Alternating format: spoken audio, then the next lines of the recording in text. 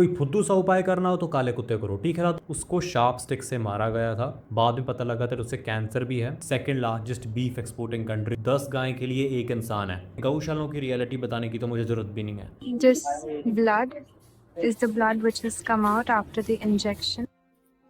बच्चा ओहो आराम से भैया। देश इंडिया एक ऐसा देश है जहां जानवरों को पवित्र माना जाता है और फिर उन्हीं जानवरों पर अत्याचार भी किया जाता है।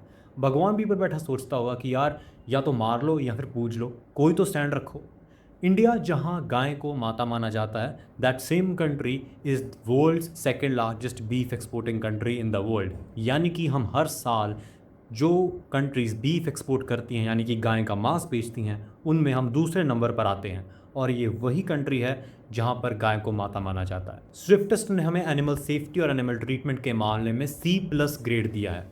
C+, बहुत ही भद्दा ग्रेड है, खासकर उस देश के लिए जहां पर गाय को माता और जानवरों को धार्मिक संस्कृतियों के साथ लिंक किया जाता है। तुम स्विट्ज़रलैंड चले जाओ, वहाँ पे हर 10 गाय के लिए एक इंसान है। वहाँ पे इतनी ज़्यादा गायें हैं, यानी कि ऑलमोस्ट आई गेस इंडिया जितना नंबर या फिर से थोड़ा सा कम होगा मे बी, पर वहाँ पे गाय की इतनी ज़्यादा अच्छी हालत है। गाय के लिए स्पेसिफिक ग्रासलैंड्स है। और इंडिया में जहाँ पर guy is not just animal but a mother, वहाँ पे गाय की क्या हालत है आई थिंक ये मुझे बताने की ज़रूरत नहीं। इस पे जावेद अख्तर साहब की मुझे एक बात याद आती है जो उन्होंने बहुत अच्छी बात कही थी वुमेन सेफ्टी पे, कि हमें औरत को देवी मानना बंद कर देना चाहिए, क्योंकि आज तक देवी मानते मानते तो उसे कभी इज़्ज़त मिली नहीं इस देश में। शायद अगर हम उसे सिर्फ एक इंसान मान ले तो शायद उसको इज़्ज़त मिल जाए। वैसे ही मुझे गाय का लगता है। इनफैक्ट इंडिया में गौशालाओं की रियलिटी बताने की तो मुझे ज़रूरत भी नहीं है।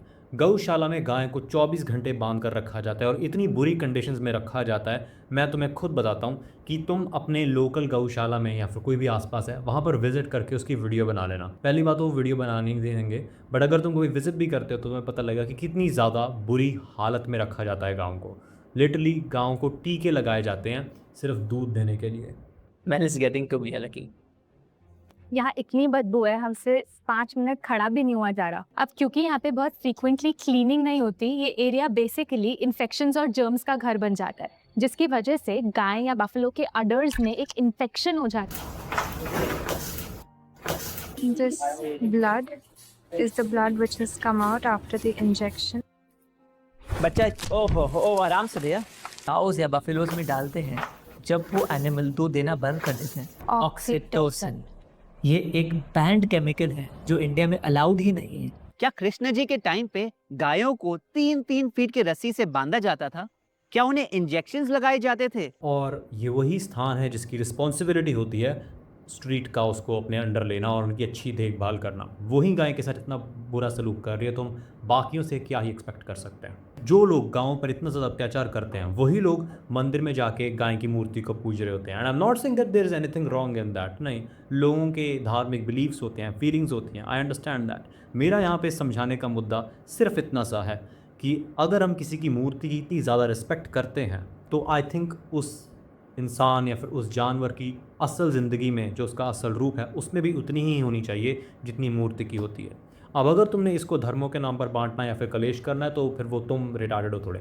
कोई फुद्दू सा उपाय करना हो तो काले कुत्ते को रोटी खिला दो और शाम को उसी काले कुत्ते को फिर पत्थर मार दो। भगवान को वन वे ट्रांजैक्शन समझ लिया इन्होंने।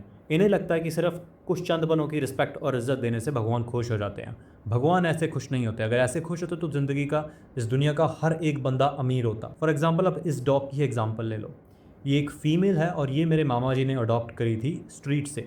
सो इस बेसिकली इसकी स्टोरी क्या है, ये एक लेडीज़ को पालती थी और वो लेडी बहुत रिलीजियस थी, मतलब बहुत ज़्यादा मंदिर जाती थी। उसकी पूरी सोसाइटी में ऐसी इज्जत थी कि बहुत धार्मिक है। जो हमें वो डॉग मिली थी उसको शार्प स्टिक से मारा गया था। उसके उस जगह पर कीड़े पड़ चुके थे। हमने उसका इलाज करवाया, बाद में पता लगा था उससे कैंसर भी है। अब उसकी मेडिकेशंस चल रही हैं, होप शी रिकवर्स।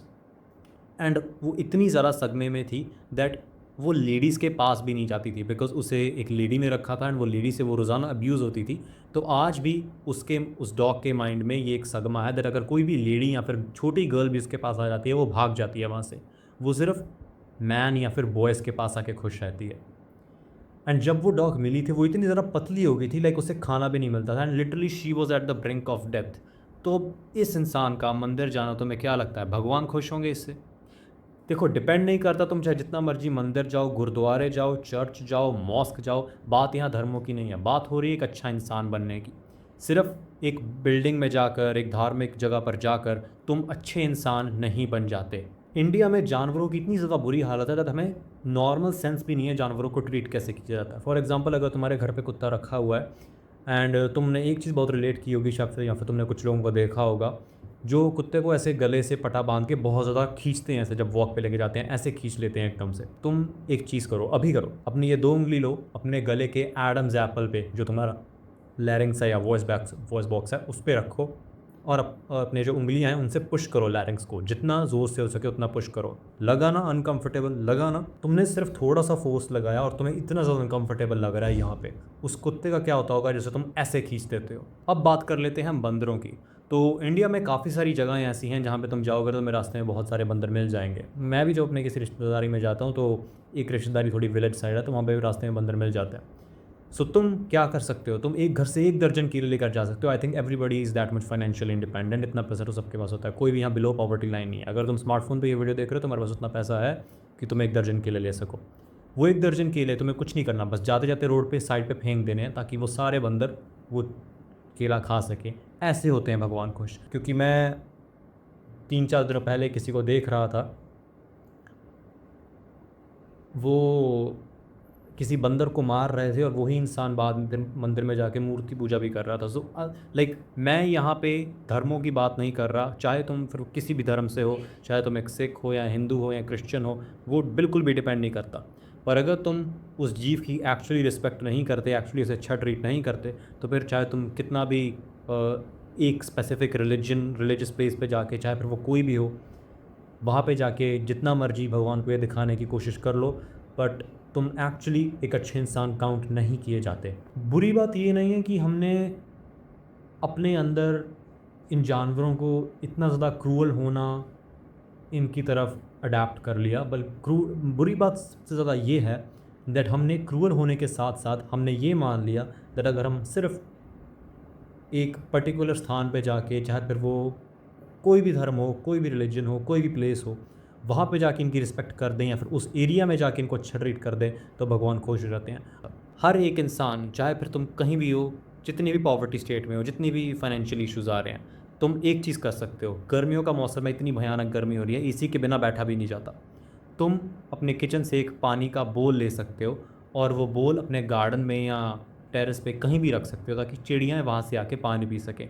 और ये एक सिंपल एक्ट तुम्हें अप्रूव करता है कि तुम ह्यूमन हो और सबसे बड़ा धर्म ह्यूमैनिटी फॉलो करते हो, और इससे भगवान खुश भी होते हैं। बाकी मैं तुम्हें यही कहना चाहता हूँ दैट गाय की मूर्ति में पूजा करनी अगर तुम्हारे लिए बहुत ज़्यादा ज़रूरी है तुम्हारे धर्म के अकॉर्डिंग, तो उसकी रियल लाइफ में भी उतनी ही रिस्पेक्ट होनी चाहिए जितनी मूर्ति में होती है।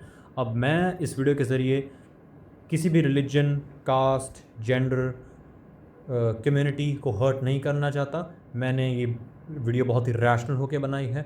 अब अगर तुम फिर भी इसे किसी धर्म या जाति पर डिवाइड करना चाहते हो तो फिर तुम्हारा थोड़ा दिमाग खराब है, मैं कुछ नहीं कर सकता। I meet you guys in next one, bye bye.